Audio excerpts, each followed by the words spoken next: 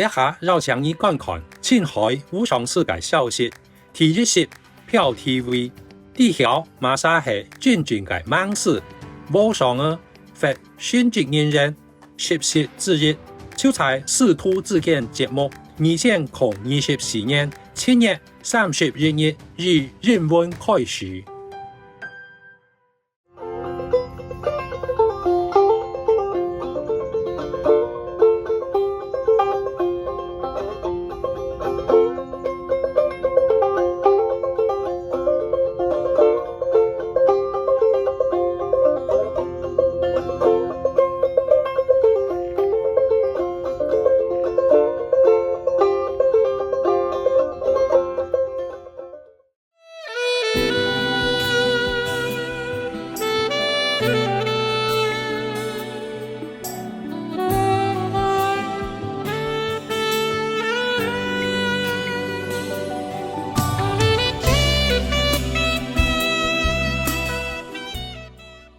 Hi there, beautiful children of God, descendants of the Buddhas and Christ. I really wanted to talk to you some days ago, but I've been too busy. So today, I just cut my work in half and we'll make it up tomorrow. There's nothing too urgent today, so I can talk to you so that you know that I'm still here, alive. One never knows for how long, eh? Yes. Treasure your life and your time on earth so that you can have enough opportunity to practice to elevate yourself and those around you spiritually and many other aspects such as virtues, morals, wisdom. Yes, that's what you can bring to those you love and those fortunate to be around you. The high level spiritual practitioners. And if you are still low level, don't worry, you will get there. If you're sincere, where there is a will, there's always a way. Just sometimes our body doesn't listen to our will. Try to teach it what to do. Now it's summer, or when it's too hot, you could put a little bowl of cold water or with some ice in it, if you have ice, and put a towel in it, whenever you feel too hot.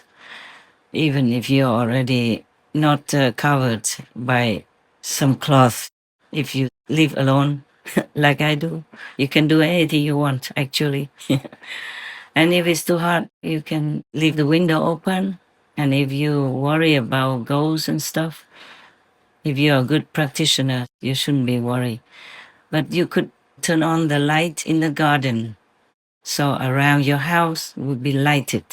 Most ghosts worry about the light if they're outside your house. Never mind. There are ghosts also next to you or near you or next to your house. These are invisible things. Sometimes space doesn't matter to them. But we can take refuge in the heavenly method of the light without light and sound without sound. You know that, and you'll be safe. Leave the Supreme Master TV on the background so you feel safer. Yes, actually, I believe that all of you feel safe and well, just like the way I did when I was younger. With the light and sound method, you should never worry about anything. When I was a little younger, sometimes I saw white figures around, almost transparent, but I never felt afraid at all. Yes. And after I became more enlightened than usual, I walked anywhere alone, even in the dark, like in the Himalayas. I never had a flashlight or anything like that. Couldn't afford then. And in the Himalayan mountains and forests, in the evening, it gets dark very fast. Well, when I was there, it was dark very fast. Sometimes I went to the library to borrow some books or read something there. And then even when they closed and I had to go home, it was a long way to walk. You don't have buses and taxis the way you do in the cities. Over there, you walk, and even if you want a horse carriage or a horse person, you have to go to a village, bigger village downtown in order to order it or to rent one. I live in the forest in mud house. Most of the time, it was like that. And at night, when I went home, I just went. It was all dark. It's darker than in the cities. Somehow, even if you don't live within the cities, you live near the city, the light from the city also can help you to see a little bit of the path. But in the Himalayas, the forest, it's all dark, dark. Up to now, when I remember, I wonder how I got home. But this was how I lived before. I never felt afraid of anything. I never knew what it meant to be afraid. When I was a kid, yes, for a little while, because people always tell you ghost stories, tiger stories, witches stories, and scare the kids. So when I was going home, I was kind of scared, but just temporarily, very quickly went by, just as you age.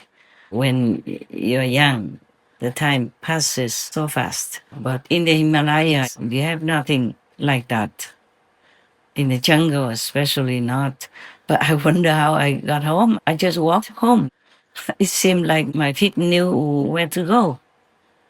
Just now I thought about it. I thought I must have been like a silly or crazy woman.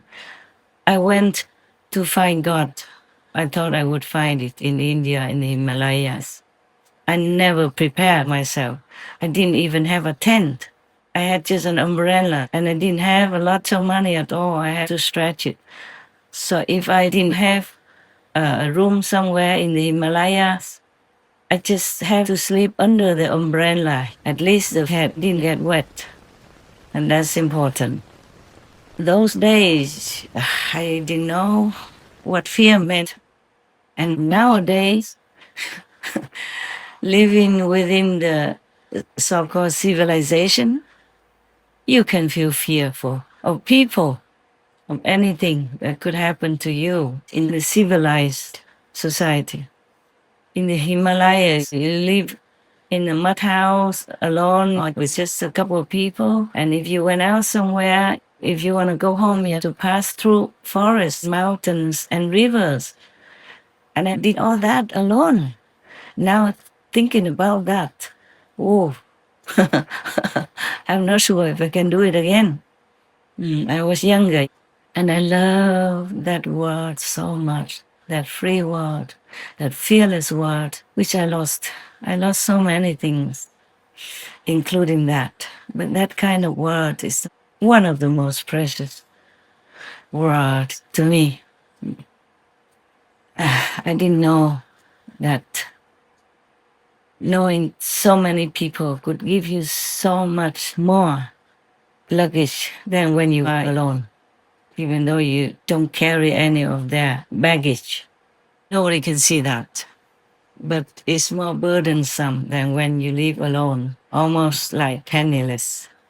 You have to count a penny every day. You can't spend more than how much you've already designed to spend. At that time, I really didn't have a lot of money, and I never wanted to ask my ex-husband for money for the Himalayan trip. So if I have money, I spend. If I didn't have, I said I have to go. But because I live so frugally, some chapatis self-made in front of the mud house with some dry wood in the forest, then you can last a long time with very little money. In India, it's much cheaper than in other countries. And if you are in the mountainous area like Himalayas, it's even more reasonable. But if you go deeper into the Himalayas, it could be more troublesome because up there you have no restaurant and no food, nothing is available. Even now and then you're lucky to find someone on the street, just in the middle of the forest street. If the forest has a street, maybe There's a young man with a metal container with some wheat flour in it. And then you can have maybe one chapati only, if you're lucky, if you came early.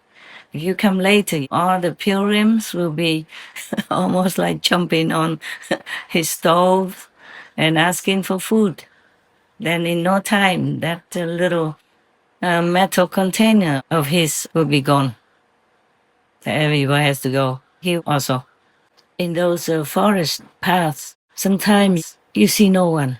Rarely, now and then, you might be lucky to chance upon a monk, some elderly monk, and he has only a plastic sheet on top of his head, built from some branches of trees nearby by some of his devotees or maybe himself. And then under that piece of plastic, there is a little stove, and the coals should be hot and burn all the time, even though covered under the ashes, because he would never have the chance to make fire again if that fire went out, if the coals went out, because nobody would go there and give him. There's no one around him for miles on end. That kind of path is only visible in the real summer after some snow has run away deep into the Ganges River somewhere nearby. Then you can walk on it.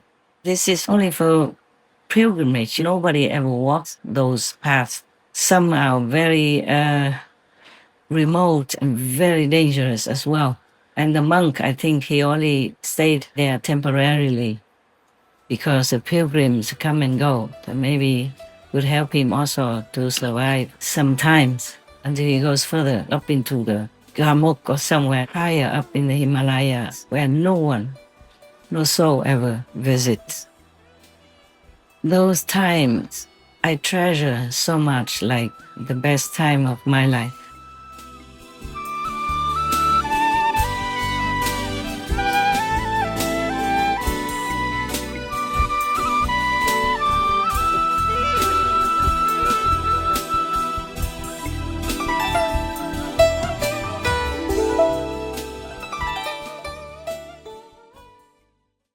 Supreme Master Ching Hai, vegan, is a world-renowned spiritual teacher, humanitarian, and artist. To learn more about her compassionate life and teachings, please visit suprememastertv.com/master.